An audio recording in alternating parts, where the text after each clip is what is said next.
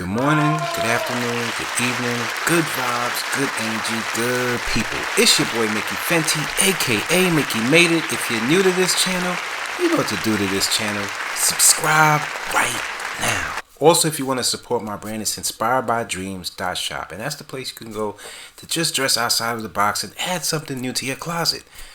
Okay, today's episode, this is a very special conversation, and it kind of hits home for me. Today we're talking about alcoholism and entertainment in our lives, in our community, just the whole thing in general. This conversation, it just forms around entertainment because in these times we see a lot of celebrities. There's a lot of celebrities that don't even drink and they sell people liquor. And like I always tell you guys, why can't we see more healthy drinks, this and that? But eventually we'll all have some understanding. And I want you guys to know that it's not like anybody out here doesn't understand these types of situations, because when it comes down to alcoholism, I dealt with that in my family. And it's a crazy thing to even imagine that, sometimes you can't help somebody unless they want to help themselves. So I'm hoping that this conversation right here at least opens people's eyes up and maybe can help one or two people, because I know it's a positive video, so I already know that it's not going to be pushed like that, and it's all up to the people to give these types of conversation the views. And I understand that and I get that. So man, I don't get as much views. You'll be surprised what I think is a lot in these times, especially when you're pushing positive videos. So you guys, let's stay tuned and let's just jump right into this video. And we're dealing with why do they push this alcohol in our face all the time, man. It's so poisonous. Let's get it. Mickey made it. Mickey made it. What you made, Mickey? Mickey made it.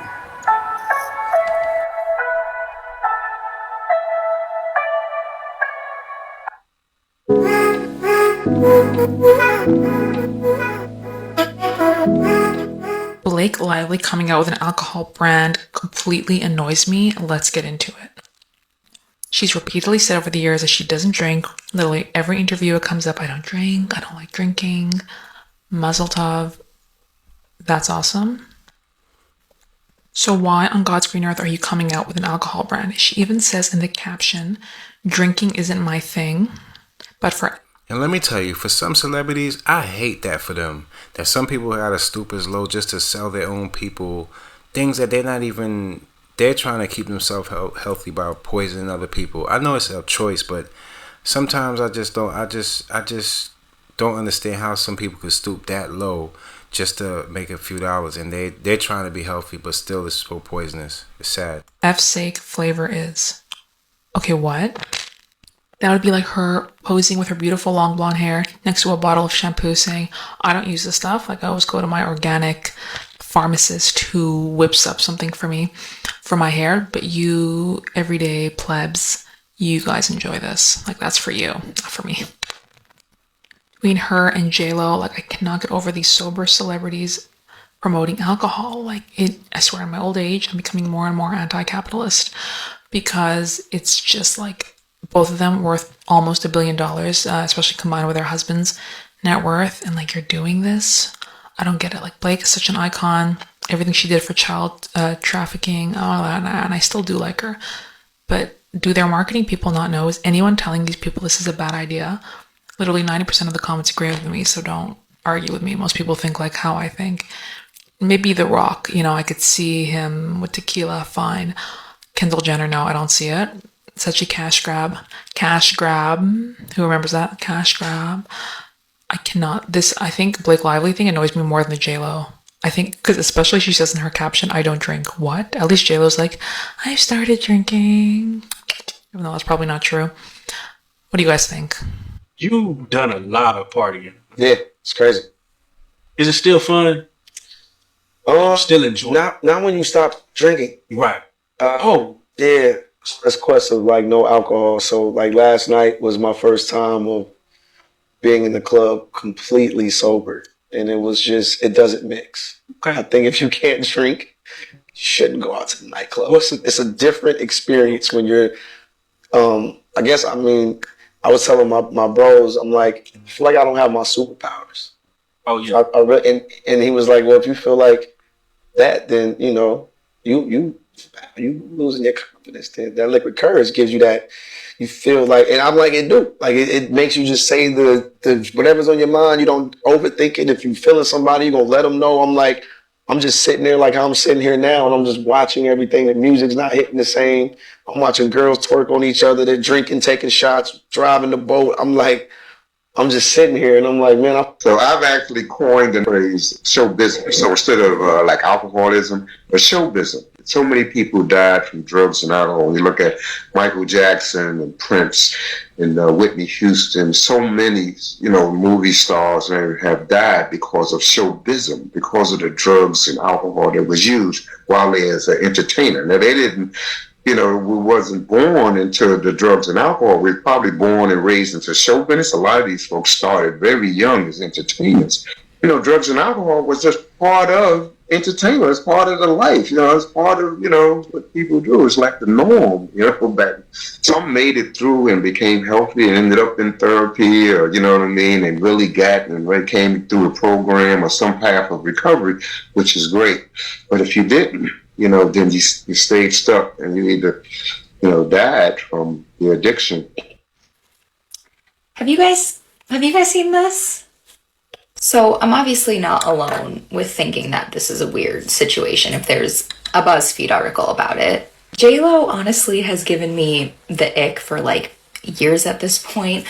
But yeah, she has blatantly stated before that she's a non-drinker, there was an interview where she said she didn't smoke, she didn't drink, she doesn't even drink caffeine. So it is a little bizarre for her to now come out with this alcohol brand to sell this product that has alcohol in it.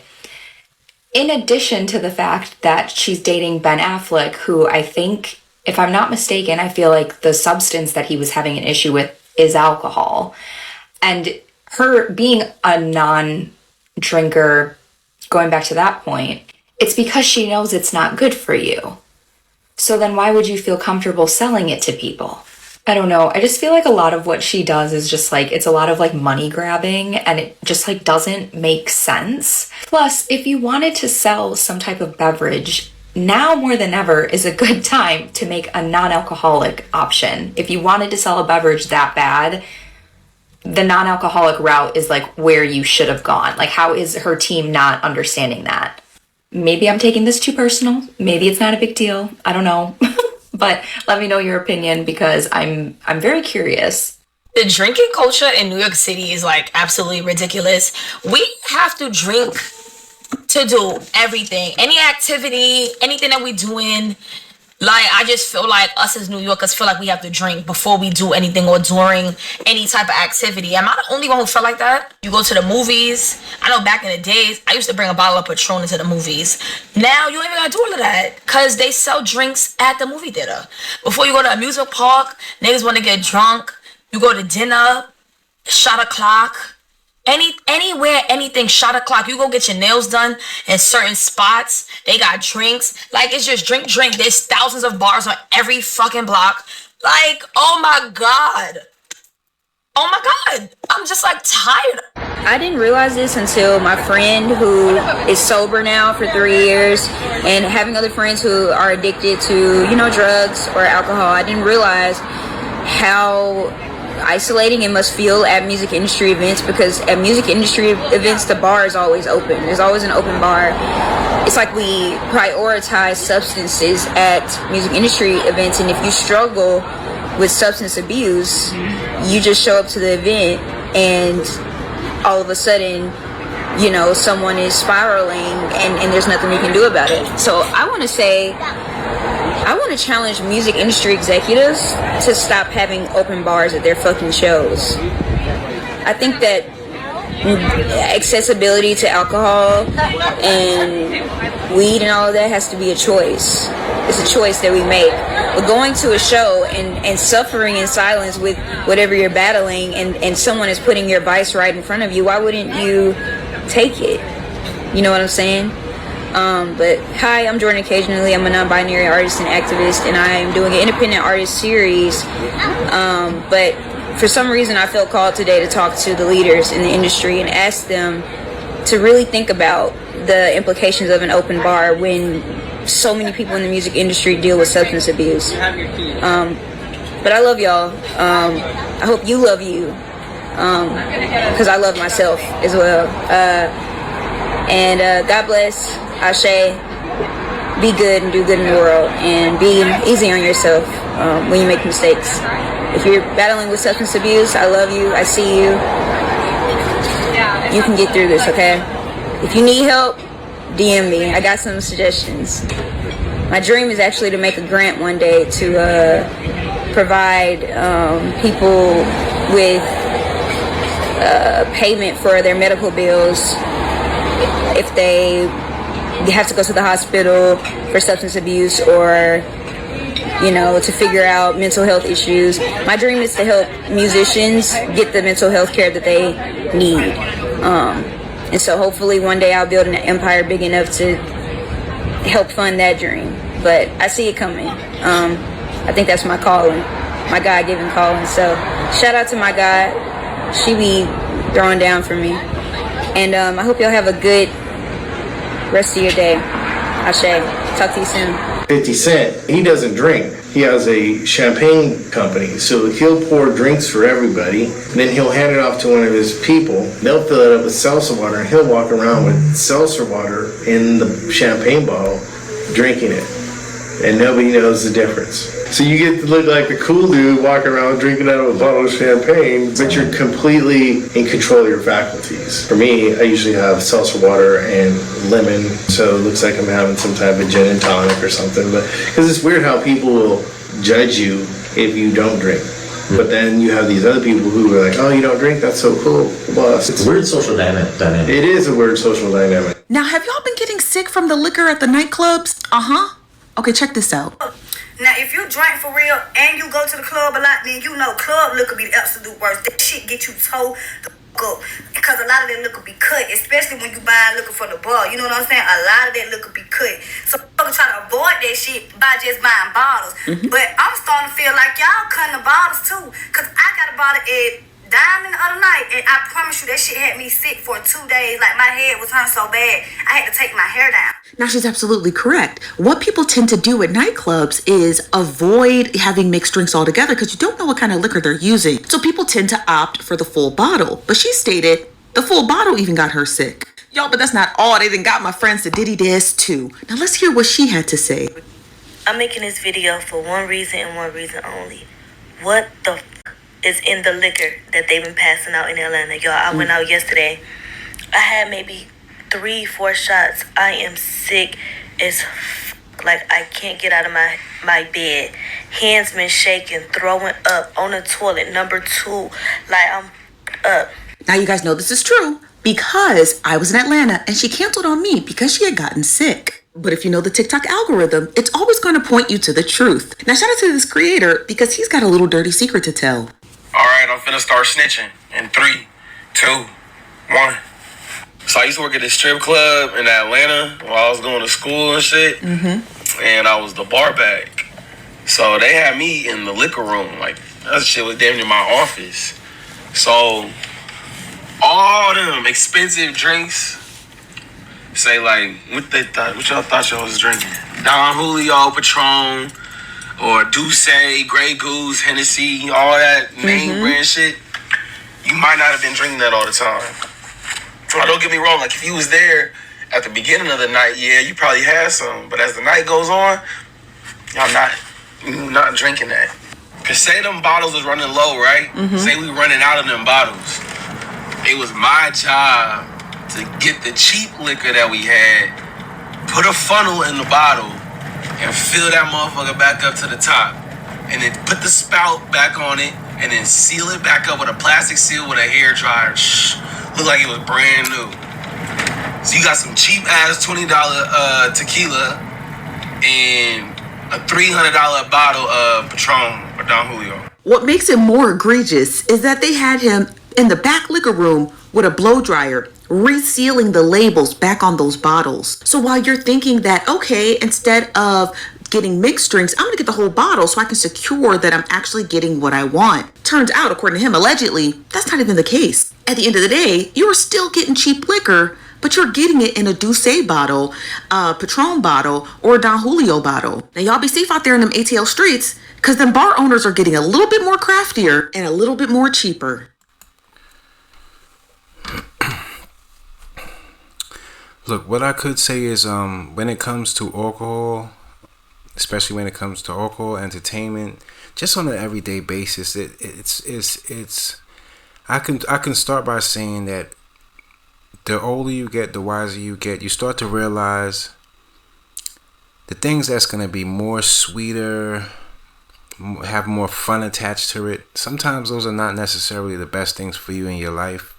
And sometimes you need those hurdles and those are the things that make you who you are. Now, when we're dealing with alcohol turns people. I've seen alcohol turn people into just so many different types of monsters. Some people turn into like a selfish person. Some people turn into some kind of like person that, you know, is just needy of it because of the addiction. Some people don't understand that, you know, alcohol can like make them lose themselves. And through it all, man, it's just alcohol can never ever, the best thing I could say, alcohol never ever turns somebody into a better person.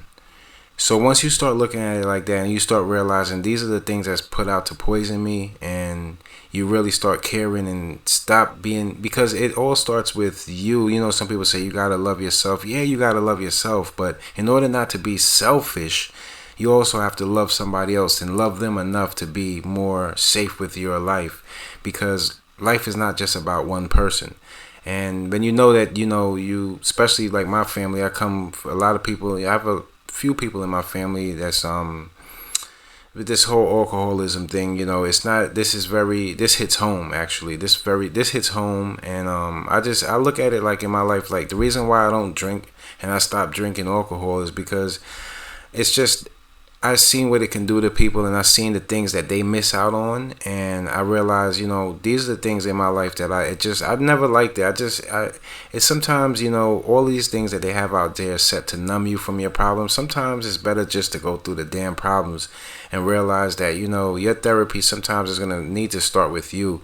You can't expect somebody else to come in and save the day if you don't really want to save the day for yourself. So once you find understanding in yourself, the things that's put out there in this world to hurt you, you start to try to detract from all of that stuff. Even if it doesn't matter who or what it is or where it is, you find yourself far away from it. Trust me, you hear me? So for the youth coming up, man, if you see, you know, it's becoming a problem, try to cut it as soon as you can, no matter how hard you might feel it's gonna be, because in the end, it ain't no good.